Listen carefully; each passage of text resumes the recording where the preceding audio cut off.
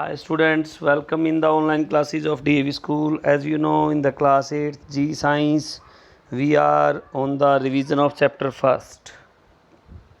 In the previous lecture, we complete the part D of this lesson. Today, we start the part E, question answer. The first question of our is, all cells in an organism do not have the same shape. Justify the above statement by drawing at least 3 different types found in the human beings. Answer is, we have liver cell, fat cell, smooth muscle cells. These figures show that liver cell is irregular in shape. ये figure दिखाती है कि जो liver cell है वो irregular होता है shape में. Fat cell is spherical and muscle cell is spindle shape. This shows that all cells in an organism do not have the same shape. ये दिखाता है कि सभी organisms जो हैं उनकी shape जो है same नहीं होती. Now second is, where and how are chromosome formed? State their significance.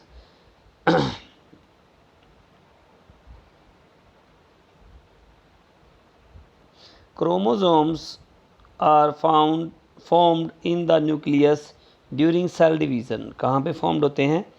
Nucleus में फॉर्म होते हैं during the cell division.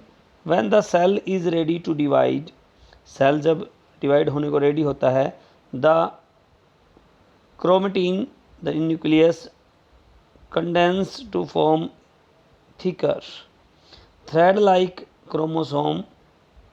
Chromosomes are responsible for inheritance of character from one generation to the next generation. Chromosome responsible होते हैं characteristics इनहेरिएंट मतलब जो अनुवांशिक जो गुण आते हैं उनके लिए एक जनरेशन से दूसरी जनरेशन में. With the help of level diagram highlight 3 differences between plant cell and animal cell. तो हमने ये डायग्राम ड्रा करना है और उसके डिफरेंसेस जो हैं वो इस प्रकार से हैं. प्लांट सेल क्या है? Cell wall is present. Plant cell में सेल वॉल प्रेजेंट होती है, जबकि in the animal cell cell wall is absent. Cell wall absent होती है. Chloroplast is present, chloroplast is absent. Vacuole is very large और vacuoles is small. इसमें large होता है और एनिमल सेल में स्मॉल होता है. Write the functions performed by the following organelles. Function बताइए इन ऑर्गेनेल्स द्वारा क्या क्या काम किए जाते हैं. Endoplasmic reticulum, Golgi complex, nucleus, chromoplast, vacuoles and mitochondria.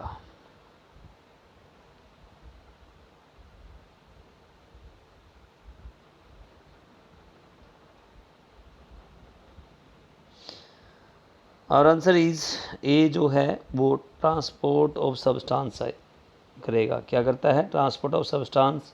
B packing of the substance की पैकिंग करता है.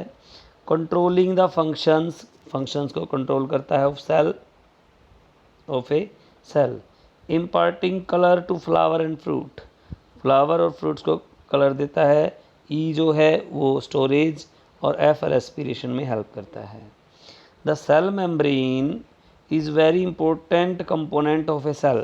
सेल मेम्ब्रेन जो है बहुत इम्पोर्टेंट पार्ट है, कंपोनेंट है सेल का. How is damage to the cell membrane likely to impact the function of a cell? Answer is when the cell membrane gets damaged. जब सेल मेम्ब्रेन डैमेज हो जाता है, it exposes the cell contents to external environment. यह cell components को expose करता है एक्सटर्नल एनवायरनमेंट में. This results in is stoppage of all functions of the cell. इस कारण से क्या होता है? सभी सेल के फंक्शन स्टॉप हो जाते हैं and eventually the cell death. और क्या हो जाता है? सेल समाप्त हो जाता है, डेथ हो जाती है उसकी। Define the term cell for plants and animals, name the different organelles that make a cell, explain why none of these is called the structural and functional unit of cell. बताएं कि क्यों structural और functional unit नहीं है unit of life में। Cell is fundamental and structural unit of life. Cell जो है fundamental और स्ट्रक्चरल यूनिट है अपनी लाइफ की। Different cell organelles in a plant cell और are plant cell are nucleus, Golgi complex, mitochondria, chloroplast, endoplasmic reticulum, lysosome, vacuole and ribosome. None of the cell organelles is capable of independent existence.